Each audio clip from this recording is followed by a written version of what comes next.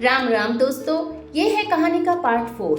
और अगर आपने पहले के पार्ट्स मिस कर दिए हैं तो यकीन मानिए आपने हंसी, इमोशन और सोचने वाले कई पल मिस कर दिए हैं। मैं उन सभी का लिंक डिस्क्रिप्शन बॉक्स में डाल दूंगी, वो भी जरूर देखिएगा। और हाँ, आज का पार्ट तो सीधा दिल पर लगेगा। तो चलिए शुरू करते हैं आज की कहानी। आर्यन बोला, मैं तुझे चाहता हूँ पर तेरी मर्जी के बिना नहीं गौरी। उस दिन आर्यन का खुले दिल से ये प्यार का इजहार था गौरी के लिए, पर गौरी चुप थी और मन ही मन सोच रही थी कि तू गलत नहीं है, पर इस सोच में अकेली है। आर्यन ने अपने दिल की सुनी, अब घर वालों से कहने की बारी थी। आर्यन शहर लौट आता है। दिल और दिमाग दोनों उलझे हुए हैं। गाड़ी चल रही थी लेकिन दिमाग वहीं था। गांव की पगडंडियां, गौरी की आंखें और उसका चुप रह जाना। आर्यन घर पहुंचा तो सब कुछ वैसा ही था। दीवारें सजी थी पर दिल खाली। माँ बोली, कहाँ था 2 दिनों से? आर्यन धीरे से बोला, जहाँ दिल को जवाब मिला। आर्यन का सीधा सामना हुआ पिता से। पिता कड़वी आवाज में, गांव की लड़की और वो भी दूसरी जात की, क्या सोच है तेरी?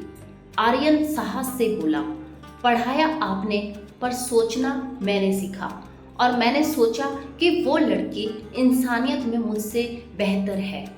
माँ ने कहा, समाज क्या कहेगा?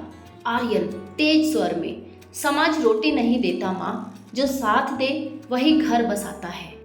आर्यन का अंत में साफ शब्दों में फैसला, मैं उससे शादी करूँगा और ये नहीं कहूँगा कि आपके खिलाफ जाकर करूँगा, लेकिन अगर आप साथ नहीं खड़े हुए तो शायद पहली बार मुझे पीछे मुड़ना नहीं पड़ेगा। आर्यन ने ये बात कह दी और कमरे में सन्नाटा था। अगले दिन गौरी को चिट्ठी और एक कॉल आया। गौरी गांव में थी और आर्यन ने उसे एक कॉल किया। आर्यन फोन पर बोला, मैंने कह दिया है, अब फैसला उनका है, लेकिन अगर वो ना भी कहें तो भी मैं तेरे साथ हूँ गौरी, तो इस बार तो चुप मत बैठना, चलना मेरे साथ। गौरी धीरे से बोली, चलूंगी आर्यन, लेकिन बस एक बार माँ बाबूजी से नजरें मिला लूं। क्या गौरी के माँ बाप जाने देंगे उसे? और क्या आर्यन वाकई दुनिया से लड़ पाएगा? कभी कभी प्यार भी पलायन नहीं, इंकलाब होता है। अब कहानी वहाँ है जहाँ 2 दिल साथ हैं पर 2 दुनियाओं की दीवारें खड़ी हैं। गौरी का गांव का आखिरी दिन। गौरी ने अपने माँ बाप को सब कुछ बता दिया था। पिता चुपचाप बोला, शहर वाला है, वो लौट आएगा, पर तू खो जाएगी बेटी। गौरी नरमी से बोली, अगर उसके बाहों में मेरा भरोसा है तो खोने का डर क्यों लगे? माँ बोली, बेटी, जात रिवाज लोग क्या कहेंगे? गौरी, लोग कुछ भी कहें माँ, पर इस बार मैं खुद को नहीं खोऊंगी। विदाई का वो सुबह। घर से निकलना उतना ही मुश्किल नहीं था जितना माँ की आंखों से गिरते आंसू देखना। गौरी ने दरवाजे पर एक बार पलट कर देखा। कभी उसे लगा था वो गांव की मिट्टी छोड़ नहीं पाएगी। आज वही मिट्टी उसके पैरों के नीचे से भरोसे की नींव बन चुकी थी। स्टेशन नहीं, आर्यन की कार पहुंची गांव। आर्यन अपनी गाड़ी लेकर गांव पहुंच गया था। उसने स्टेशन से पहले उसे लेने की ठानी। आर्यन मुस्कुराकर बोला, मैं ट्रेन पर भरोसा नहीं करता, तू कहीं छूट गई तो?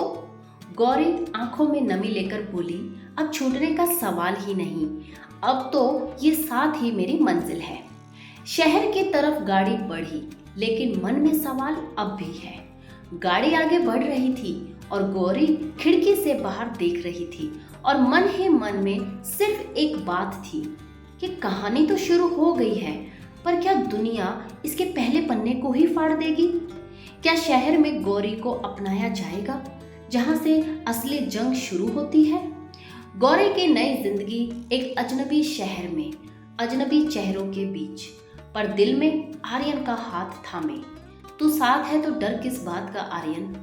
शहर की रफ्तार और गांव की सीधी सच्ची लड़की का पहला टकराव, शहर की पहली झलक। गौरी ने शहर को पहले कभी यूं नहीं देखा था।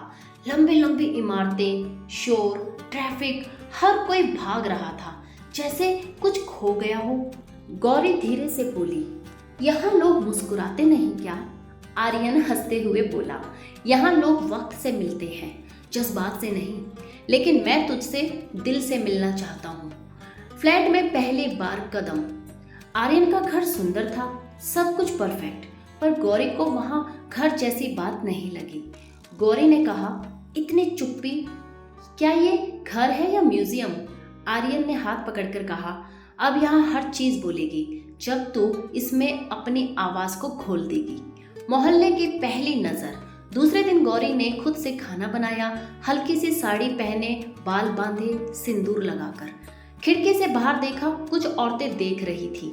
पड़ोसी की महिला बुदबुदाते हुए बोली, गांव से लाया है, कौन जात की होगी?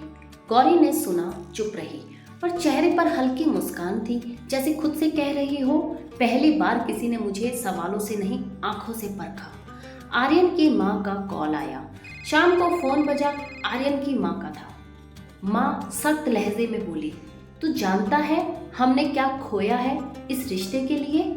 आर्यन बोला, हाँ माँ, पर अब जो मिला है वो खोने से ज्यादा कीमती है। और फोन कट गया। गौरी पास में ही खड़ी थी, उसने सब सुन लिया। गौरी बोली, अगर आप चाहो तो मैं वापस जा सकती हूँ। आर्यन धीरे से उसकी आंखों में देखता है और बोला, तेरे बिना ये शहर सिर्फ बिल्डिंगों का ढेर है। तू है तो घर है, उम्मीद है, मैं हूँ। ये सुनकर गौरी की आंखों में आंसू आ गए। रात का एक छोटा सा सपना। रात को गौरी खिड़की के पास बैठी थी। उसने आर्यन की डायरी का एक पन्ना खोल लिया, जिस पर लिखा था, शहर की भीड़ में अगर एक भी चेहरा अपना हो तो ये शहर तन्हा नहीं लगता। गौरी मुस्कुरा दी, अब ये शहर मेरा है। लेकिन क्या मोहल्ले की बातें गौरी को तोड़ेंगी या निखारेंगी? गौरी मन ही मन सोच लेती है, तुम जो देख रहे हो मैं वो नहीं, और जो मैं हूँ वो तुम्हें दिखेगा भी नहीं। सुबह की शुरुआत मोहल्ले के तानों से। गौरी बालों में चोटी बांधती है, हल्की सी साड़ी पहनकर चाय बनाने लगती है। खिड़की से पड़ोस की औरतें फिर से झांक रही होती हैं। पड़ोसन ताने में, आजकल की लड़कियां बस पकड़ लिया लड़का और बन गई बहू। गौरी सुनती है, चुप रहती है, पर आज आर्यन वहीं खड़ा है पास में। आर्यन धीरे से बोला, जवाब मत देना, मैं हूं ना तेरे साथ। गौरी हल्के मुस्कान के साथ बोली, इस बार जवाब देना ही होगा, लेकिन अंदाज मेरा होगा। मार्केट में पहली बार अकेले। गौरी पहली बार सब्जी लेने जाती है। लोग उसे देखते हैं, कुछ घूरते हैं, कुछ मुस्कुराते हैं और कुछ ताने मारते हैं। भाभी गांव की लगती हो, पर बातों में शहर सा ठाठ है।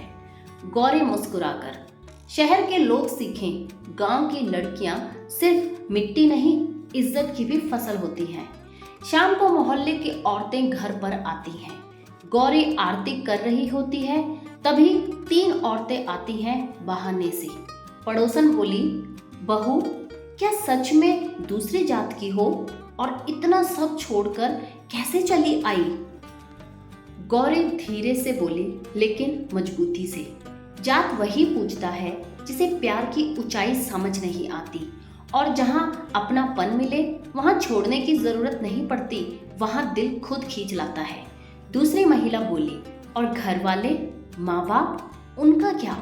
गौरी थोड़ी रूंधी आवाज में बोली, माँ बाप ने संस्कार दिए हैं, लेकिन अगर वही समाज लड़की की कद्र ना करे तो बेटी सिर्फ परंपरा की मूरत नहीं, बदलाव की आवाज भी बनती है। रात को आर्यन और गौरी की बात। गौरी बहुत कुछ झेल चुकी होती है दिन भर। आर्यन खाना परोसता है, उसे बिठाता है। आर्यन बोला, तो थक गई होगी। गौरी धीरे से बोली, शब्दों से नहीं थकती मैं आर्यन, लोगों की सोच से थकती हूँ।